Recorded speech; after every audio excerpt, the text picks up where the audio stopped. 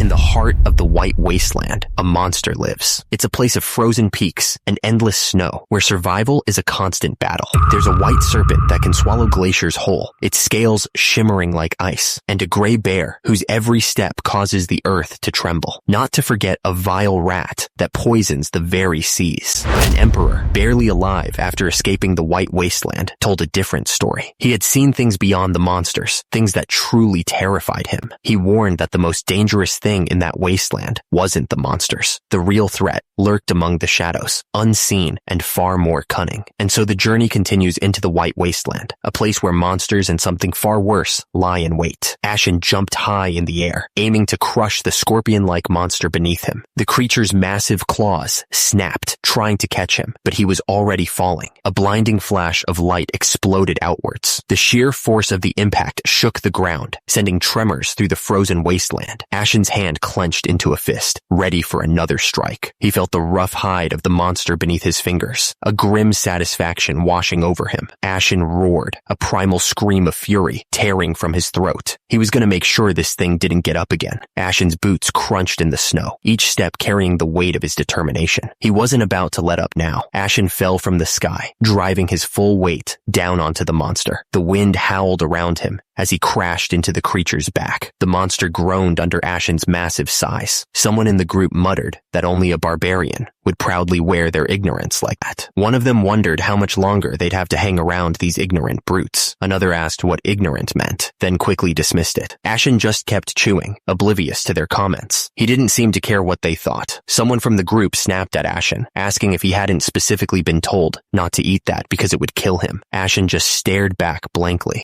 Ashen stared down in disbelief. "It's been less than a week and you already ate it all?" he asked, but then quickly stammered, trying to take it back. The other person proudly declared that it had been a most noble challenge. Someone else nearby responded in disbelief, asking if they were actually saying that like it was something to be proud of. Suddenly, Greta screamed, her face contorted in pain. Greta collapsed to the ground. Someone shouted, asking what was wrong and telling her to get a hold of herself. They desperately tried to wake her up. "Wake up, Greta! Come on! Get up!" they yelled, shaking her. Ashen stood in the snow, looking up at the sky. He muttered that this wasn't what he wanted. The words swirled in the darkness, describing a world of fantasy, a world of wonder and magic. It was a world he had dreamed of for so long. He remembered quitting his job and setting off on a journey. He had climbed the tallest mountain on Earth and reached the very center of the planet, hoping for something to happen. He even made it to the southernmost point of the globe, searching for something more. But of course, nothing ever happened. Reality was the furthest thing from fantasy. Every night, he had prayed that when he woke up, he would be in the middle of a dream, and one day, that dream came true. The horse carriage trudged through the snow, each step echoing in the frozen air. One of the soldiers grumbled about the freezing cold, but the other soldier just told him to wrap up tighter or he'd freeze to death. Another soldier told the captain that crossing the White Wasteland was insane, even if the emperor was great. The captain snapped back, telling him to be quiet and reminding him that they had all agreed to this. But the soldier argued they didn't know it would be like this.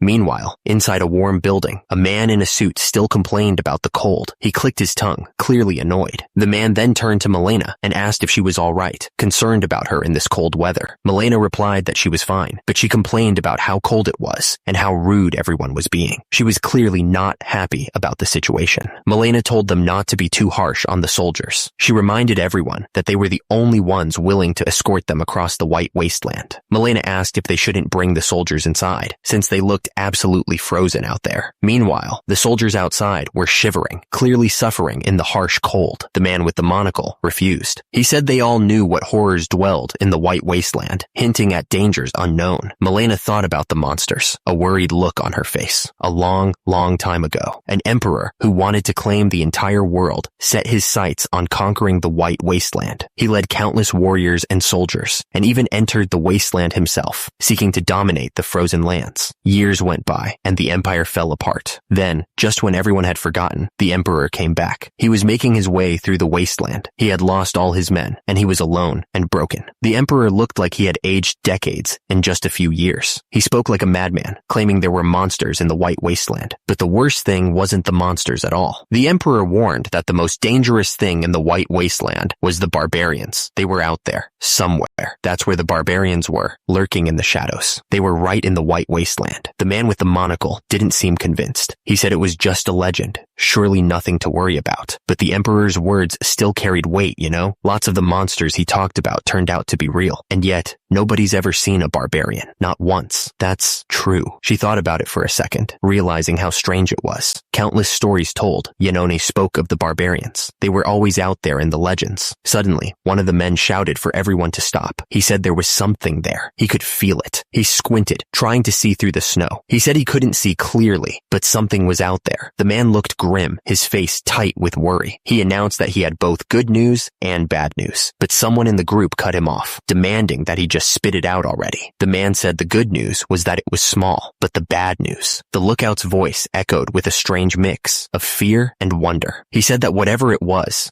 coming right toward them. The group tensed up, unsure of what to expect as the figure got closer. The group looked at each other in disbelief, seeing the approaching figure. One of them voiced what everyone was thinking, asking if it was a human. They had been expecting a monster, not a person. There he was, standing tall against the snowy landscape. It was Ashen, a barbarian from the white wasteland. He looked like he owned the place, completely unfazed by the harsh conditions. His eyes were intense, staring straight ahead. The muscles in his chest looked like they were made of stone. He was a mountain of a man, a true barbarian, and he was getting closer. The barbarian stood like a statue carved from the snow itself. His massive body was outlined against the blowing snow, looking like he was completely at home in the deadly wasteland. The group looked shocked, murmuring, "A barbarian?" At the same moment, Ashen stared back at them. Ashen casually explained that he had come out for a stroll because he was sick of looking at other barbarians. He added that finding outsiders in the snow was great luck. Ashen smiled, admitting that he didn't expect to run into anyone out there. He introduced himself as Ashen Barbarian Riedel, pleased to meet them.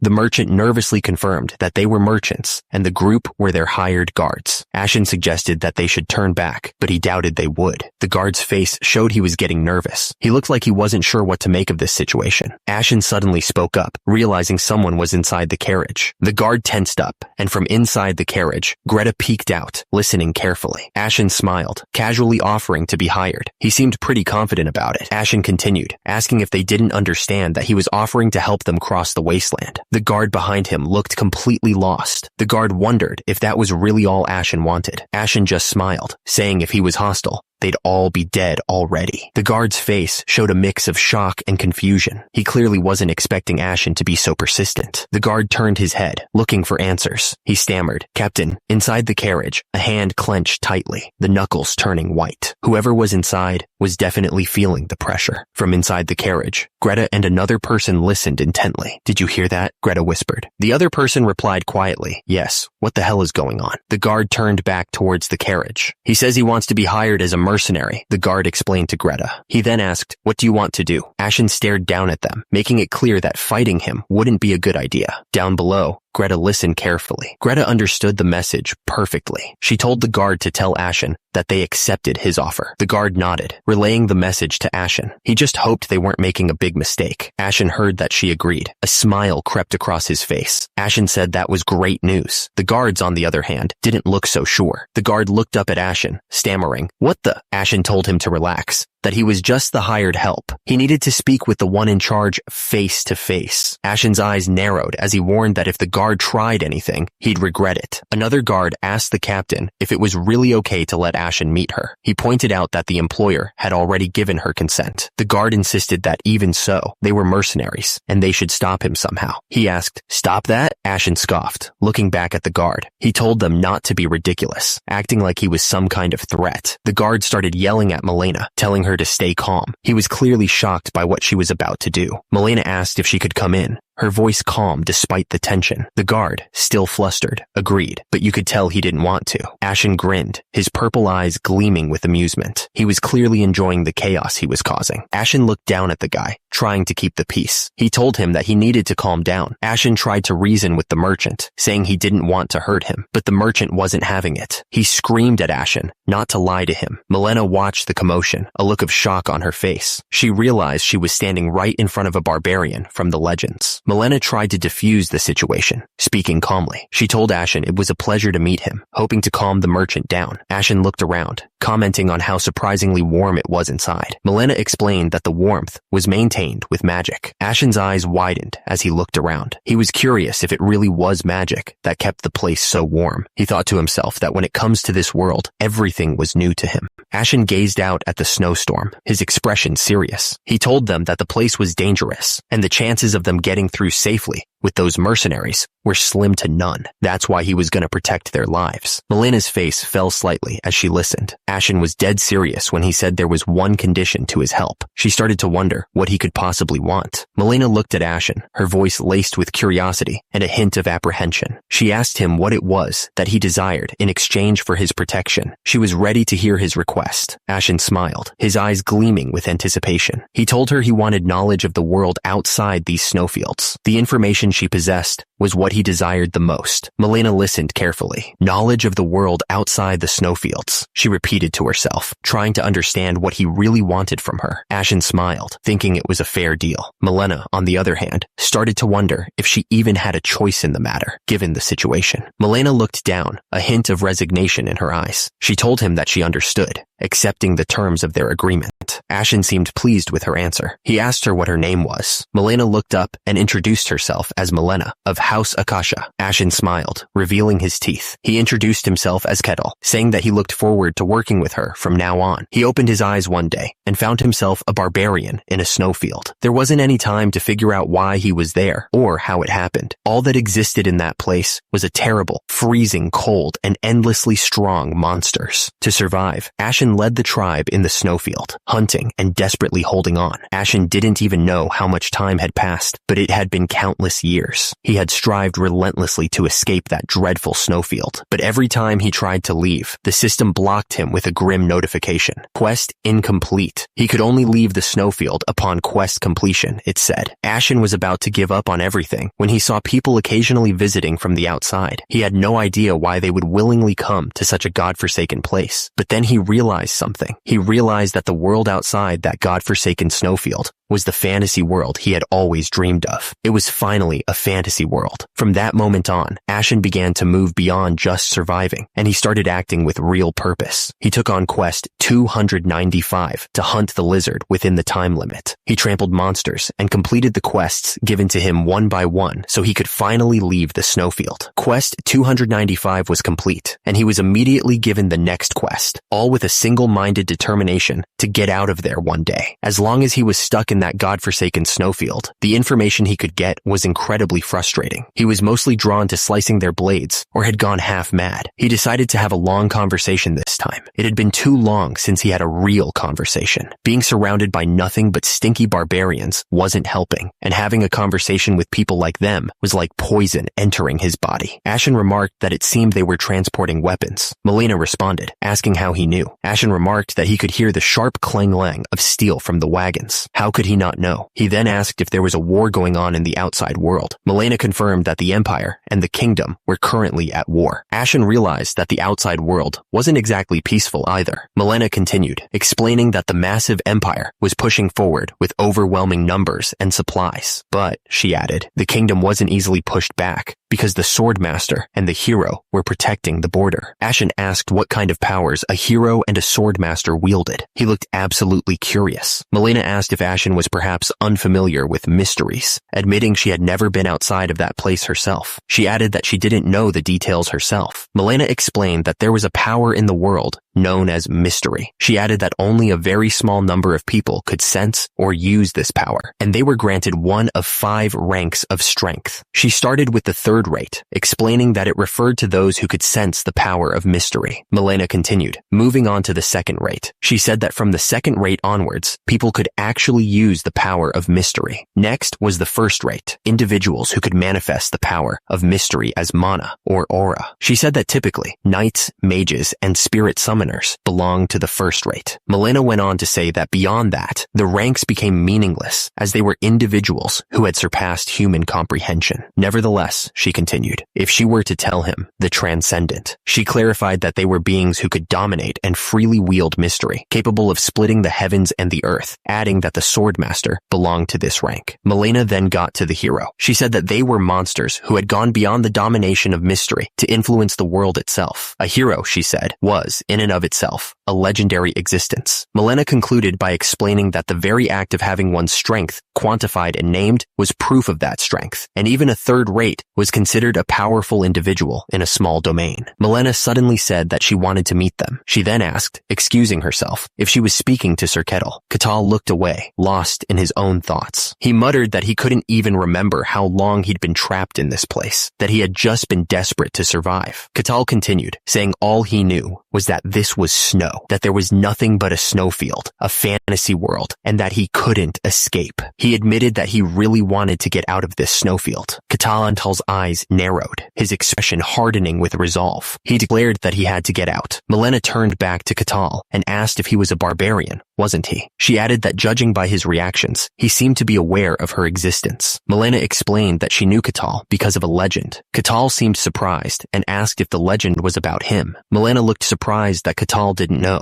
She asked if he really didn't know about it. Catal laughed. Realizing that the story involved an emperor, he thought that the guy was just a madman. Catal then asked Malena to repeat what she said. Catal said it was nothing and that the legend was probably correct, adding that beings like that had come before. He then asked why they were rushing through the snowfield with such a large quantity of weapons. Malena said that they needed a lot of money. Catal immediately pressed her, asking what they needed it for. Malena explained that her family had been in the commerce business for generations. They had become very rich, but because other people were jealous, they were now deep in debt. She added that this trip was to stop her family from falling apart. Ashen realized that a merchant's journey to settle a debt meant she must be planning to sell weapons to the kingdom. He pointed out that this meant there was a war with the empire. Malena confirmed it, clearly surprised by his deduction. Ashen explained that Malena had just said the empire was pushing forward with overwhelming numbers. If that was true, the empire wouldn't need more weapons. He continued, saying that if the empire didn't need them, then the kingdom must be the one in need. He added that when there's not enough of something that everyone wants, the price goes up, making the quest worth risking her life to cross the snowfield for. Ashen realized that since they were trying to cross the white snowfield, there must be no other way to get to the kingdom. He then asked if her territory's border happened to touch the empire's. Malena confirmed that he was right. Malena was thinking there was no way this was happening. She had heard that the barbarian of the empire was an ignorant savage. She wondered who he really was, and if he was really a barbarian. Suddenly, the merchant's wagon was attacked by something unseen. He shouted, wondering what the hell was going on. Ashen watched the attack, his expression unreadable. He said they had uninvited guests. Suddenly, a huge, black, slimy monster appeared, dripping goo everywhere. The group froze, unsure of what to do as the thing lumbered towards them. The captain gasped, clearly shocked by the sudden appearance of the creature. This is, he stammered, stepping back in fear. Miss looked at Ashen, her expression filled with worry. Black slime? She wondered. Ashen replied that it was a monster documented in the records. Miss explained that many powerful warriors had tried to conquer the white snowfield, but few returned alive. She mentioned that among the monsters they encountered, the black slime was the most frequently recorded, then asked if Ketal Nim also knew about it. Ashen casually responded that of course he knew about them. He added that they're chewy and surprisingly edible, making decent snacks. Miss was shocked, asking if he actually ate those things. Ashen replied that he was thinking about trying one, so he should go catch it. Miss stammered, clearly not expecting that. Suddenly, the slime was attacked with a burst of energy, getting blasted backwards. Miss looked on, completely surprised by the sudden turn of events. Ashen's face was calm, as he stated that he had made a contract with him. Ashen explained that he said he would protect their lives. He added that he had no intention of moving unless there was real danger. Ashen continued, asking what they meant, and that they could handle that much themselves. More importantly, he needed to assess the outside world's current level. The black slime let out a horrible screech that echoed through the snowfield. Below, one of the men looked up, startled by the sound. One of the men yelled for a shield. The other yelled in agreement, knowing they were in trouble. The shield slammed into the slime, barely managing to block the attack. The impact shook the ground. The slime slammed into one of the men, sending him flying backwards. He yelled in pain as he crashed into the snow. Another man charged forward, ready to attack the slime. He looked absolutely furious. The slime slammed right into the man, and he went flying. He screamed, feeling pain all over. The man yelled that black slimes only move in straight lines. He ordered everyone to scatter and coordinate their attacks. Two of the men shouted in agreement with the plan. They were ready to take on the slime. One of the men barely managed to dodge out of the way as the slime crashed down. He moved fast, but the slime was even faster. Another man jumped away from the slime, trying to get out of its path. He knew he had to move fast, or he was done for. The black slime roared as it came crashing down on the man. The force of the impact sent shockwaves through the snow. The slime's roar echoed through the snowfield like a predator's cry. It was a sound that promised nothing but pain and destruction. The man gripped his sword tightly, his knuckles white. He was ready to risk it all, to take down the monster. Suddenly, the system interrupted with a strange message. VortexScans.com. It was completely out of place. The man shouted for the others not to stop attacking. They had to keep the pressure on the slime if they wanted to survive. The man went flying as the black slime lunged at him. A beam of green light shot out, narrowly missing him as he crashed to the ground. The man yelled that simple attacks wouldn't work. He told them to aim for the core hidden inside the slime, hoping someone would listen. Blasts of energy tore through the air. The attacks were coming from everywhere, each one aimed at the black slime. The system flashed another warning, but the man ignored it. He raised his sword high above his head, putting all his strength into one final strike. The red core inside the slime shattered into pieces. It was over. With the core destroyed, the black slime began to dissolve. The remains of the monster oozed across the snow, leaving a trail of purple goo. The group cheered, relieved that the fight was finally over. One of them stammered, barely able to believe they had actually won. Suddenly, a shout broke through the celebration. The man yelled for everyone to stop, warning them that it was a monster. Another man yelled, telling everyone to aim for the neck. He swung his weapon with all his might, hoping to land a decisive blow. The monster slammed into the attacker, sending him flying. The force of the impact knocked the wind out of him as he crashed into the snow. One of the men chuckled, saying that the white snowfield wasn't as bad as they had heard. He wondered if the rumors were just made up. The captain frowned, warning the others not to relax just yet. He reminded them that they weren't even halfway through. Another man wondered aloud if the Barbarian was really that strong. He questioned if all the stories were just legends of the Emperor. One of the group scoffed, muttering that the Barbarian was at the bottom of the food chain in the white snowfield. He started to think that he was just leeching off them and suggested that they test his skills. The woman with blue hair looked thoughtful, as if she was worried about the other's plan. Her companion stared ahead, his face unreadable. One of the mercenaries spoke up, announcing that he had something to say to Miss. He looked serious, his gaze fixed on her. The mercenary continued, asking if she was serious about wanting to test someone. He reminded her that they were risking their lives to complete the mission, and as mercenaries, they had a contract with her, which was only fair. Miss responded, saying that she was grateful that they accepted the job. She added that it was a request to cross the white snowfield, and everyone else ran off just hearing the details. She admitted that if not for them, they wouldn't even have been able to try. The mercenary interrupted, stating that there was one thing he couldn't accept. He pointed out that the Barbarian hadn't fought even once, and that was a problem. The mercenary asked if he could test whether that Barbarian truly deserved such special treatment. He wanted to know if that kind of test was acceptable. The mercenary looked frustrated, explaining that he had tried to stop them, but they just wouldn't listen. He seemed annoyed that his concerns were being brushed aside. Ashen stared down at the mercenary and said that he wanted to test his skills. He added that he didn't mind, but it wasn't possible right now, which made the mercenary confused. Ashen looked up and mentioned that they've got guests ahead of them. He noticed the mercenary's confusion and started to question what nonsense he was talking about. A dark voice echoed, announcing that the frail mortals outside had arrived. The figures were shrouded in darkness, their red eyes glowing ominously. One of the newcomers grinned, declaring that he would enjoy a rare delicacy today. He looked eager, drawing his sword with a sinister smile. The monster's massive head filled the air, its jaws wide open, ready to strike. The attacker commanded the mortals to bark for him, his voice dripping with malice. The monster grinned wickedly, saliva dripping from its fangs. The attacker added that their struggles would only serve as seasoning for him, enjoying the thought of their pain. It covered her ears and screamed, overwhelmed by the snake barbarian's sudden appearance. The sound was so intense, it felt like her head was splitting open. Ashen swung his axe with incredible force, ready to strike down the newcomer. He looked absolutely furious.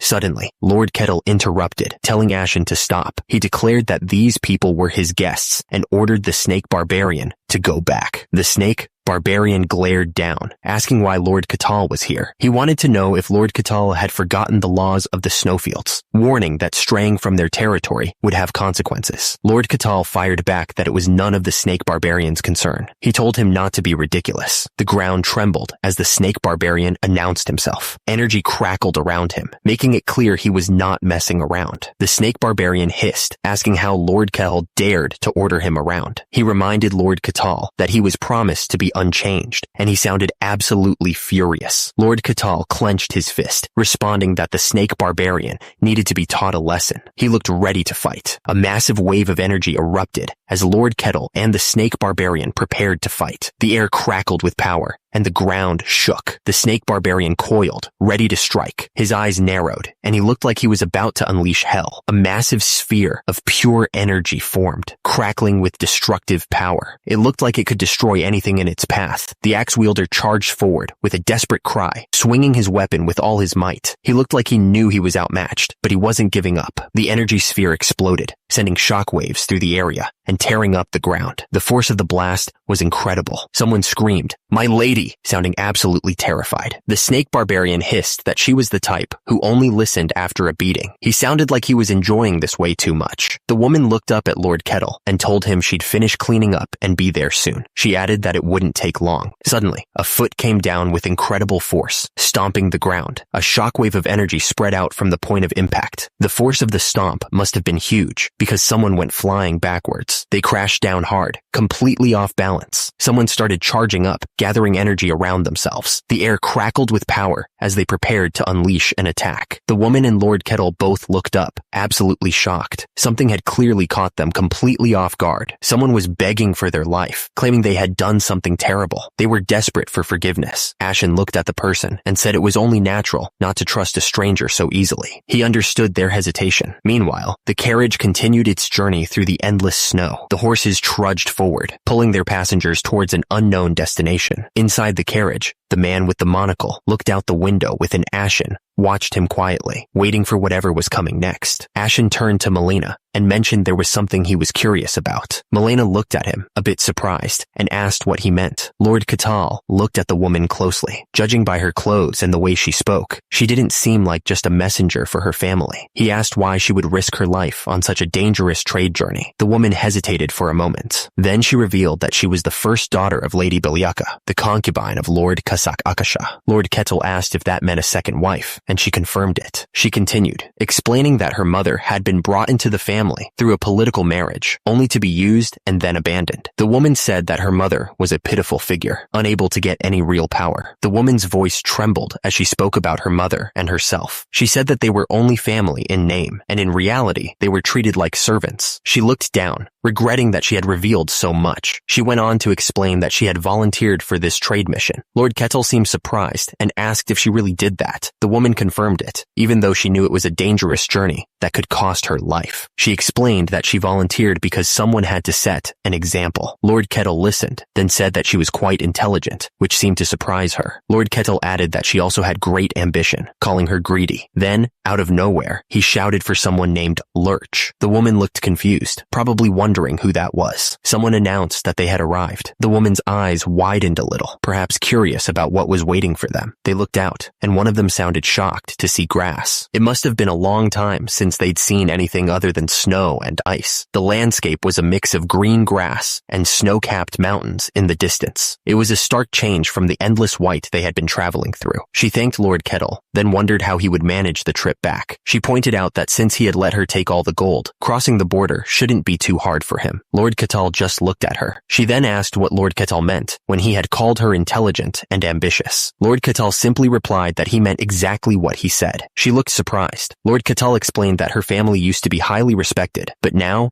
they were on the verge of collapse because they were broke. He added that even though she was just the daughter of a concubine, if she made a move to save them, it would mean something. Lord Catal asked who she thought her people would trust and follow. He then asked if her goal was to take control of her family. She hesitated for a moment, then denied everything. Lord Catal smirked, realizing that he was right about her intentions. He said that the story of a concubine's kid taking on a dangerous challenge to get the family name was a tale as old as time. She thought that the barbarian was actually pretty smart, not like those fools who just act like they're clever. She was impressed. She continued, thinking about the power Lord Catal had used to beat the white snake without even getting scratched. She wondered what it would be like if she could control that power. She asked Lord Catal if he ever thought about leaving the snowfields. She asked if Lord Catal would like to join her. Lord Catal said that he would have to pass for now because he still had some things to take care of there. The woman seemed a little disappointed. She paused, then asked if Lord Catal would accept something from her. She held out a beautiful necklace. She asked that if Lord Catal ever decided to see the outside world and look for the Asha family, he would show them the necklace. Lord Catal said that if it was a gift, then he would gladly accept it. Lady Beliaka thanked Lord Kettle a lot. She said that someday she prayed that they would meet again. Indeed, she really meant it. With that, Ashen turned and started walking. The crunch of his boots on the snow was the only sound as he left the meeting place behind. Years later, in the white snowfields, it was finally time. All the conditions had been met at long last. The system chimed in, confirming that the 784th quest was complete. Reward distribution was finished, and all conditions were met. He was now free to leave the snowfields.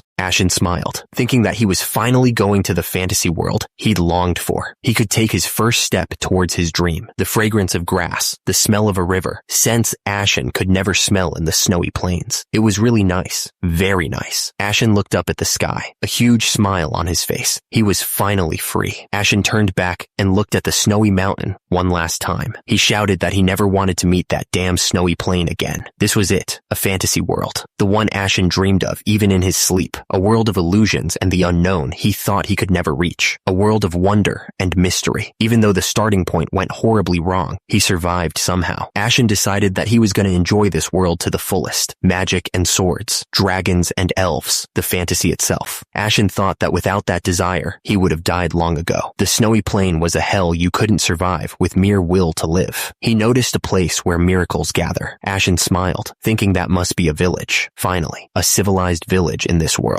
Ashen remembered trying to talk to those ignorant barbarians who slept in dug-up snow about the need for shelter, but they just blinked, not understanding a thing. He deeply missed the systematically structured human villages. He wondered what he should say for the first greeting. Ashen wondered if he should go with hello, or traditionally ask, what world is this? Whatever it is, he decided he'd be gentlemanly. Ashen started walking towards the village, ready to greet the people living there. He was excited to finally meet people other than snow barbarians. Ashen raised his hand, announcing to the elf villagers that this would be their new home from now on.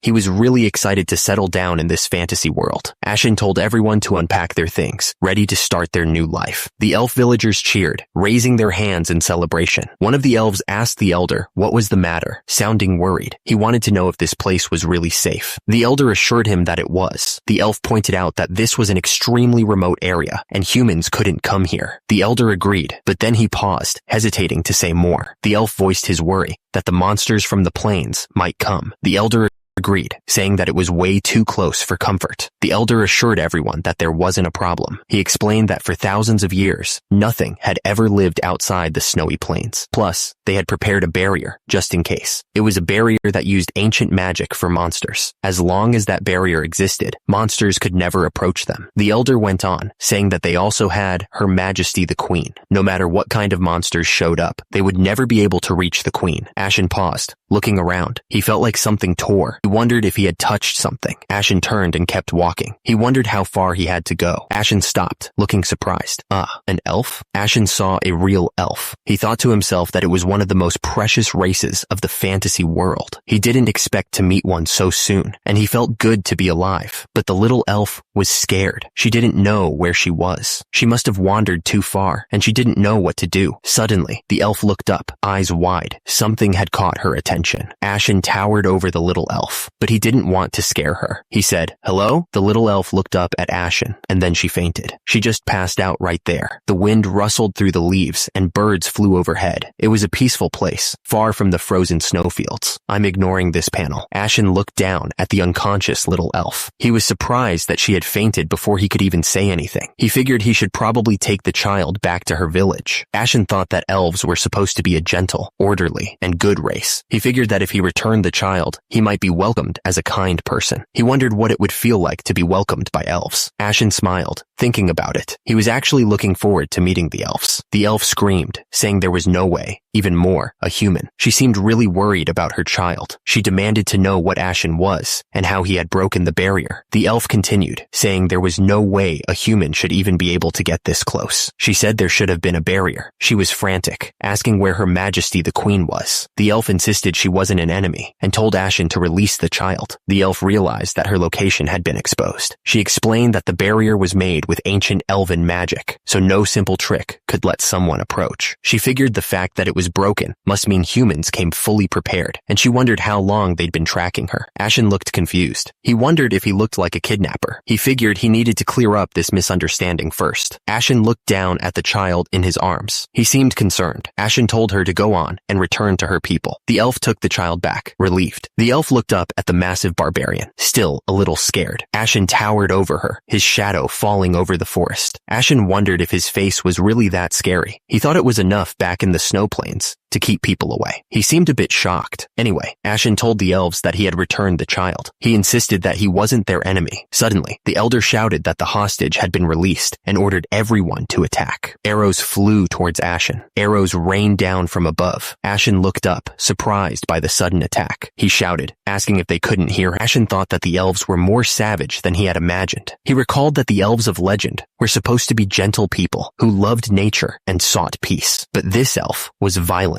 and savage. Then again, they were a race that lived in the wild. It was only natural that they'd be ferocious, he thought. Nature was a world where only those far from graceful survived. It was only natural that they'd be ferocious, he supposed. So this was what it was really like, he realized. The elf shouted, wondering what kind of artifact Ashen was wrapped in. She ordered everyone to keep attacking, insisting that it had to have a limit. Suddenly, a powerful energy blast erupted. The force of it tore through the air, shaking the trees. Suddenly, there was a blast of raw energy. The ground shook and the air crackled with power. The elves tried to freeze the barrier, hoping to contain the blast, but the force was too much, and they were thrown back like rag dolls. The energy barrier kept expanding, consuming everything in its path. There was no stopping it. The elf elder stared, completely stunned. He stammered, wondering what he was even looking at. Ashen stood in the middle of the crater, looking at the panicked elves. He tried to tell them that he wasn't their enemy, hoping they would listen. Ashen put his hands together, looking a little embarrassed. He admitted that he might have failed to control his strength, and then he said the word elves, like he just remembered they were there. Suddenly, a sword made of fire appeared, cutting through the air with intense heat. The air shimmered around it. There was a massive explosion, sending pieces of earth flying everywhere. The elves in the area were caught in the blast, looking completely stunned. At that moment, a woman's legs appeared as she landed gracefully. Her sandals barely made a sound. The queen of the Leaf Clan arrived, her expression serious. One of the elves stammered, asking what was going on there. One of the elves shouted that a human had attacked them. The queen of the Leaf Clan seemed to understand, her eyes narrowing. Another elf, bow drawn, added that this place wasn't safe either. Ashen raised his hands, trying to show that he wasn't a threat. He told them to wait and listen to what he had to say. The old elf stammered, saying there was no way Ashen could be unharmed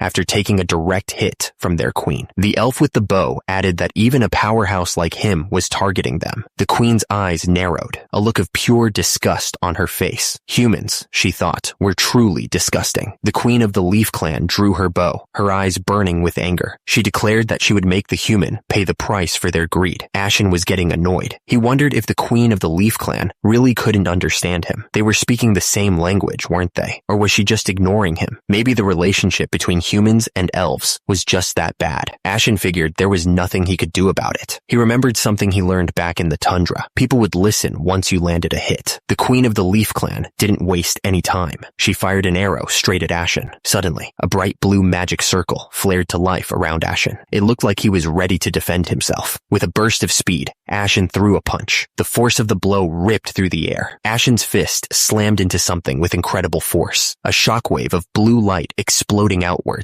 The air cracked and shimmered with the impact. The queen of the Leaf Clan went flying backwards, a trail of displaced air marking her violent path. She screamed in shock and pain, completely caught off guard. Ashen looked down at his fist, a surprised expression spreading across his face. "Whoops," he mumbled, realizing he might have hit a little too hard. The forest floor erupted in a cloud of dirt, and splinters. Trees were uprooted and shattered, the landscape utterly devastated by the sheer force of Ashen's punch. The queen of the Leaf Clan lay sprawled on the ground, coughing weakly. Her clothes were torn, her face bruised, and her eyes filled with disbelief. Ashen stared at his hand, a thoughtful expression on his face. He wondered if he should have held back even more. The queen of the Leaf Clan looked up, her mind racing. She understood from that one clash that he was powerful, at least above the level of a transcendent. She wondered why someone that strong would be here. The queen of the Leaf Clan turned to her people and spoke with urgency. She told everyone to get away from here immediately. The elves reacted in a panic, their faces filled with fear. They stammered, acknowledging their queen's order. They would flee immediately. The villagers didn't wait a second longer. They turned and ran, scattering in every direction, desperate to escape the terrifying power. The queen of the Leaf Clan acknowledged Ashen's strength, but she warned that he would never accomplish his goal here. Ashen was just trying to talk, but he had a feeling this had gone completely sideways. The queen of the Leaf Clan began chanting, summoning something with primeval purity. She called out to one who sets the blackest dark ablaze, commanding it to come to her, the one with horns of pure flame. The air crackled with raw energy as the summoning reached its peak. The vortex of power swirled, ready to unleash whatever the queen had called for. With a surge of arcane force, Piego appeared, a bull wreathed in blazing fire. The creature's eyes glowed with intense heat, ready to obey the queen's command. Ashen stared at the summon with a strange look. The creatures in the tundra had been grotesque and bizarre, and a few looked like something out of a fantasy, but most of them were just hideous.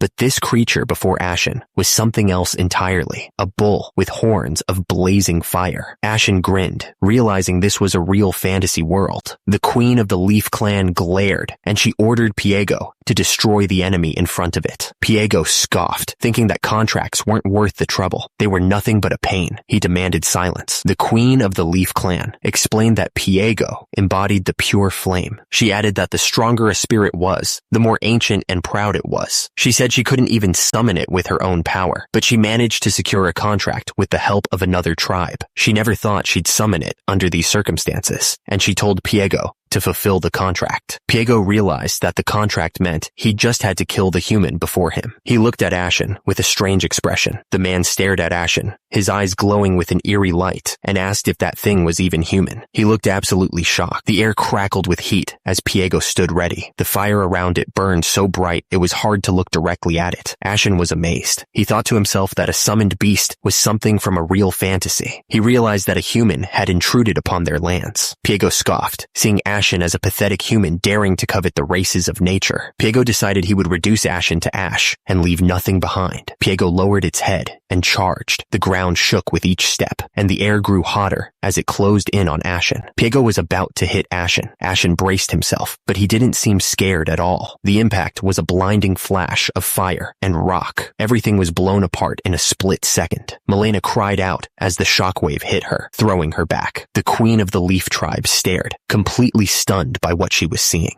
Ashen grinned. He thought to himself that a beastly form put him at ease. Ashen didn't hesitate. He moved like lightning and punched Piego straight in the face. Marsilia looked up, her eyes wide with worry. She heard Ashen's words loud and clear. He was saying he would beat her to death. The punch landed with the force of a bomb. It was a blinding flash of light and heat, sending shockwaves everywhere. The explosion tore through the forest, leaving a trail of destruction. Trees were uprooted, and the ground was scorched. The explosion was so massive, it could be seen from high above the planet. It looked like the end of the world. Even after the initial blast, smaller explosions continued to erupt. The air was thick with smoke and the smell of burning wood. Marsilia screamed, feeling the full force of the blow. Ashen, meanwhile, was surrounded by a strange energy, his eyes glowing with an unnatural light. Marsilia landed hard on the ground, dazed and confused. She didn't understand what just happened, asking herself what this was. The surrounding area was completely destroyed, and Marsilia couldn't believe what she was seeing. It couldn't be real, she thought, as she looked around at the devastation. Ashen stood tall and unharmed amidst the destruction. Marsilia Marsilia looked up at him, fear and disbelief warring in her eyes. Marsilia begged him to spare her people. She pleaded for their lives, barely getting the words out. Ashen looked down at the elf and told her he wasn't her enemy. The elf looked up, completely shocked by what she was hearing. She could only ask what he meant. After a long talk, the elf finally understood that Ashen wasn't their enemy. She apologized, admitting they had judged him too quickly and had been fighting one of the good guys. She felt really bad about the mistake she made. Ashen smiled, saying it was fine. He understood they were driven there by humans. Still, he admitted, it was a little sad that they never gave him a chance to explain himself. The elf looked at Ashen, asking if he really wasn't one of the humans chasing them. She added that this was her first time even seeing an elf. Ashen mentioned that there weren't any elves in the White Wasteland to begin with. Marsilia's eyes widened as she heard Ashen's words. Ashen explained that the outsiders called him the Ashen Barbarian of the White Wasteland. Queen Marsilia was in utter disbelief. She couldn't believe that a human could even survive in such a place. She wondered if his arrival meant that others could come out of the wasteland as well. Ashen shrugged, saying who knows if others would come. He mentioned that there were spirits in the wasteland, so powerful that even strong beings couldn't beat them. He added that he was somehow able to deal with them in a quest, but that was a very forgotten story. Queen Marsilia sighed, saying that was a relief. Ashen tilted his head, asking if her summon was okay. He reminded her that he had split that bull in half. Queen Marsilia waved it off, explaining that spirits were beings of nature. She added that when forcibly unsummoned, they simply returned to the spirit realm. She realized she had been rude and asked if there was anything she could do for him. She offered to do whatever she could for Ashen. Ashen took a moment to think, then mumbled that there were spirits. He was clearly interested in learning more about them. Ashen wondered if beings other than elves could make contracts with spirits. Queen Marsilia frowned, thinking that might not be possible. Queen Marsilia explained that some humans, with a deep connection to nature, could sometimes form contracts. She sighed, concluding that it was impossible for him after all. Queen Marsilia pointed out that if Ashen truly wanted to contract a spirit, he should go to Elfo Sagrado. Ashen tilted his head, asking what that was. Queen Marsilia explained that Elfo Sagrado was where the god of the elves resided, the holy land of all elves. She added that it might be possible to form a contract there. Ashen pointed at himself with a grin, wondering if a human like him would even be allowed in a place like that. He was clearly curious about the possibility. Queen Marsilia explained that normally, no human would be allowed, but she added that with her introduction, it should be fine. She warned him to keep the location a secret. Queen Marsilia continued, explaining that the Holy Land of the Elves, Elfo Sagrado, was the dream destination of every elf researcher. But for humans, to even get close was incredibly dangerous. She added that no elf would ever reveal its location, because it was more precious than life itself. But still, Queen Marsilia held out a crystal in her open palm. It glowed with a soft light, as if waiting for something. Queen Marsilia admitted that she wanted to believe in Ashen. She really did. Queen Marsilia offered the crystal to Ashen, telling him to take it with him. She added that she would accept his gratitude later. It was a huge risk for her, but she seemed determined. Queen Marsilia said that even if he got close to their holy land, their god might test him, but she thought he'd pass. She wished him luck and thanked him for everything. Queen Marsilia then introduced herself formally, saying that she was Marsilia Hasiane Carusia, the queen of the leaf tribe that turns brown in autumn. She asked what his name was. Ashen grinned and introduced himself as Ketal the Barbarian. It was the first time he'd said it out loud, and it felt pretty good. Then, Ashen took a step forward. The ground cracked under his feet as he moved, leaving the forest behind. He was ready for whatever was next. Ashen jumped with incredible force, kicking up a cloud of dust and dirt. The trees below blurred as he shot into the sky, a gray streak against the blue. He flew through the air like a bullet, leaving a trail of disturbed air behind him. The forest floor became a green blur as he raced towards the horizon. At the border of the Varkan territory, in the kingdom of Gehent, a guard started yelling, asking what was happening. The other guards didn't know either, but something was definitely coming their way. The head guard of the Varkan territory shouted for the bell to be rung, and all guards armed. Something big was about to happen. Whatever it was coming fast, leaving a trail of dust and disturbed air. The trees swayed violently as it approached the kingdom walls. He landed with a heavy thud, kicking up a cloud of dust. Ashen stood tall, his muscles rippling as he surveyed the area. Ashen towered over the guards, his massive frame casting a long shadow. He asked if they were the guards guards of the territory and said it was nice to meet them. One of the guards looked absolutely shocked, remembering the loud thud from moments before. He realized that the ash-gray hair and the scar on the chest could only mean one thing. The guard realized that he was face to face with the Ashen Barbarian. He was in disbelief. The guards pointed their spears and swords at Ashen, their hands shaking. They warned him to stop right there, or they would attack. Ashen calmly asked them to chill out, saying he wasn't their enemy. He wanted to know what they were so afraid of. Ashen pointed forward, his massive hand moving with surprising grace. He seemed determined to get past them, no matter what. Ashen stood there, a slight smile on his face. He wasn't backing down, not even a little bit. The guards stared, completely confused. The wall, where had that come from? Ashen looked at the guards, his expression calm. He told them that he would like to visit their territory. The guards looked at each other, unsure how to respond. They had never seen anyone so casually ask to enter their territory, especially not someone as intimidating as Ashen.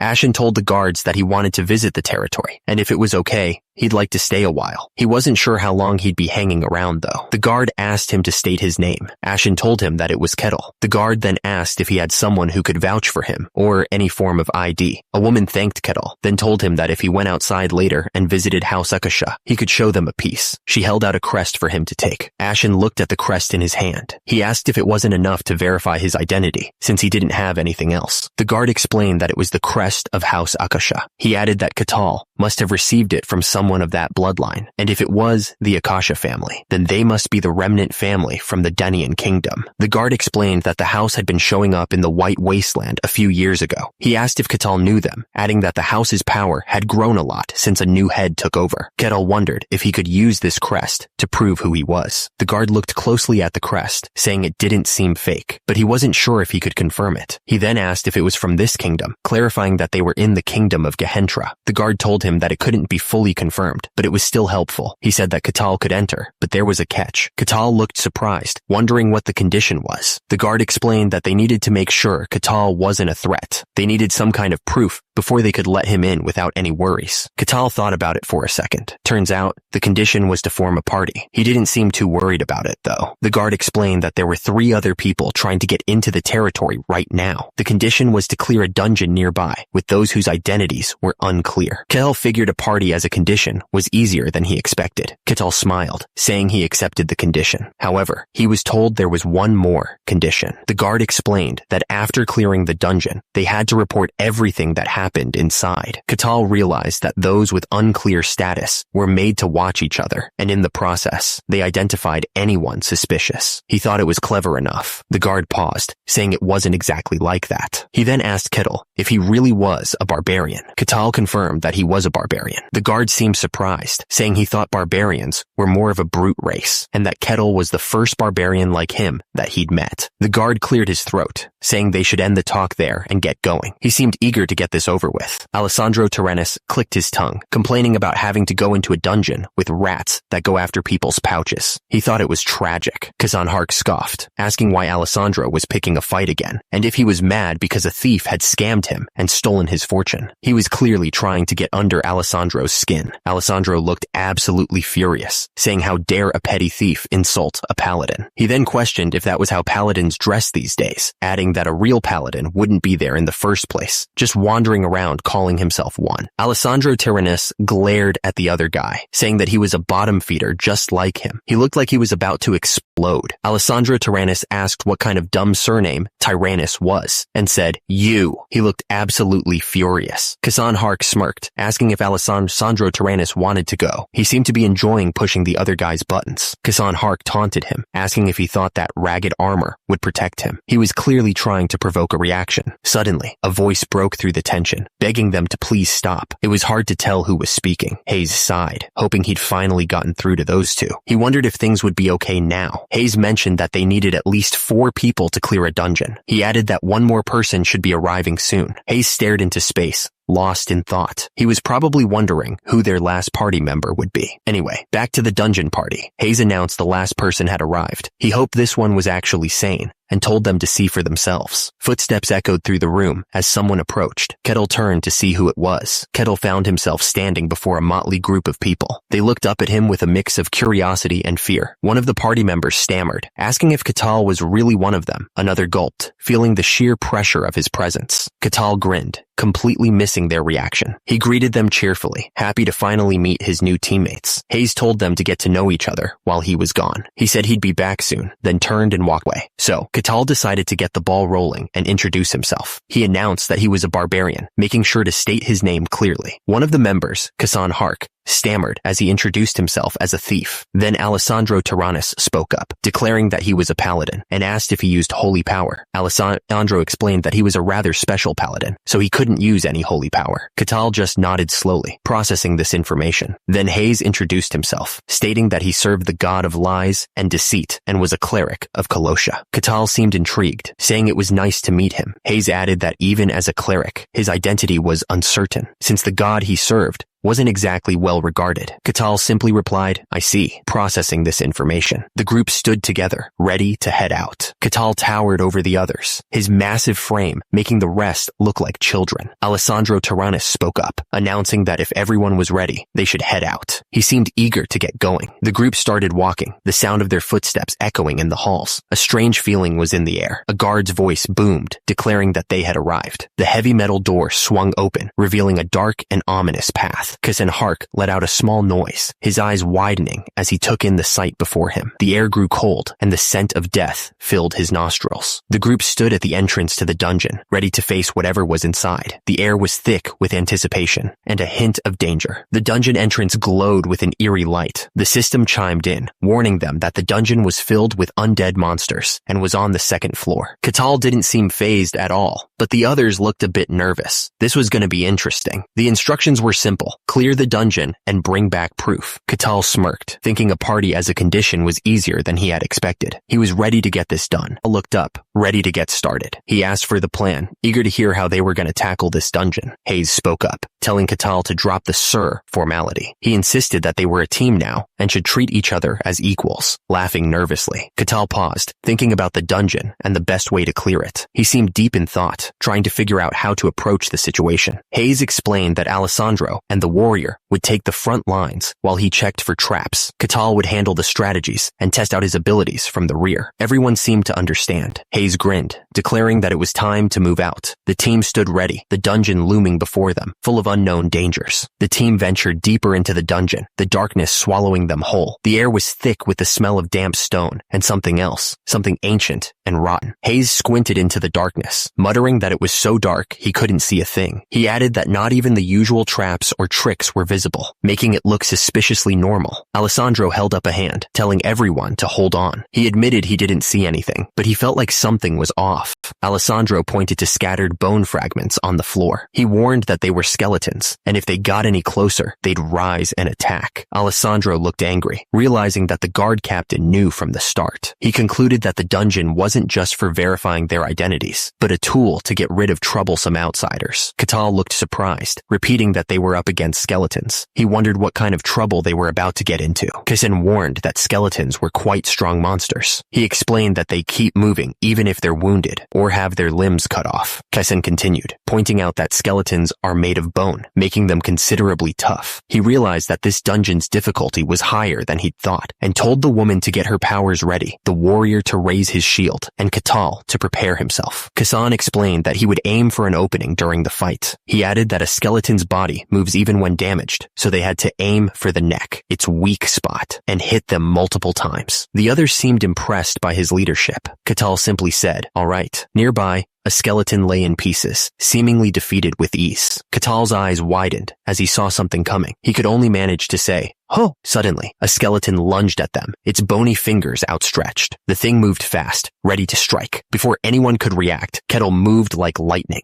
He slammed his fist into the skeleton, the force of the blow sending cracks through its bones. Kettle stood there, his hand still raised. He looked almost bored, like he was swatting a fly rather than fighting a monster. Catal looked at his hand after the strike. He seemed to be testing his strength, not even breaking a sweat. Catal didn't hesitate. He brought his foot down hard, crushing the skeleton's head into dust. The rest of the group watched in stunned silence. Their faces were a mix of disbelief and terror, clearly not expecting that. Catal grinned, brushing off some of the bone dust. He said that Kassan was right and that once you take its head off, it really does stop moving. Kassan looked completely taken aback. That's not what he meant, he stammered. The system chimed in, explaining that skeletons are creatures made of bone. It said that even for a skilled swordsman, cutting through the bone in a single strike is nearly impossible without using aura. Kassan was still trying to process what he had just witnessed. He thought to himself that the skeleton was strengthened by the dungeon's mana, and that the only way to beat them was by repeatedly attacking its neck to sever the vertebrae. He continued, saying that to go beyond simply severing the neck and instead pulverizing the bone was impossible. But he knew from the moment he saw Catal that he was different, but he never imagined he was this strong. The rest of the group could only stare at Kettle, their faces a mix of awe and fear. One of them wondered out loud if he was even human. Catal grinned, eager to move forward. He said that they should keep going. One of the party members, clearly terrified, stammered, agreeing right away. He told Catal that there was no need to rush so much. Another party member, his face pale with fear, exclaimed that he didn't want to die. He was regretting his decision to join this dungeon raid. Catal stared down at the skeleton he had just destroyed, his expression a mix of surprise and curiosity. The skeleton's remains were scattered on the ground, proof of Ketal's overwhelming strength. The rest of the party could only stare at Ketal, their faces showing a mix of shock and disbelief. Catal looked back at them, wondering what was up. More skeletons lay scattered across the dungeon floor, their bones broken and scattered. The air was thick with the smell of dust and decay. The party members started to panic, their voices filled with terror. One of them stammered that more skeletons were coming. The cleric of the god of lies and deceit looked at Kettle with pleading eyes. He asked if he could ask a favor. Catal declared that he'd handle those skeletons all by himself, explaining he wanted to test something out. The cleric, clearly relieved, agreed immediately, and the others followed suit, not wanting to argue with the massive barbarian. Catal simply said thanks, his eyes glowing with a strange light. He was clearly excited to try something out. The party members watched him go, exchanging nervous glances. They wondered what Catal was planning to do. Catal got up close to the skeleton, looking it over with intense curiosity. He wondered how this thing was put together. With a swift move, Catal completely destroyed the skeleton. Bones scattered everywhere as he tested his strength. The skeleton was suddenly struck by a powerful blow. The sword pierced right through it, pinning it to the ground. The attacker looked down at Kettle with a smirk. He asked what Catal was going to do about it. Catal stood there, holding the sword steady. He was ready for whatever came next. Catal's eyes narrowed, a slight smile playing on his lips. He was clearly enjoying himself. Guess that's the end of this part. Catal asked what the skeleton thought about this. Suddenly, a glowing energy surrounded the sword he was holding, making it look even more deadly.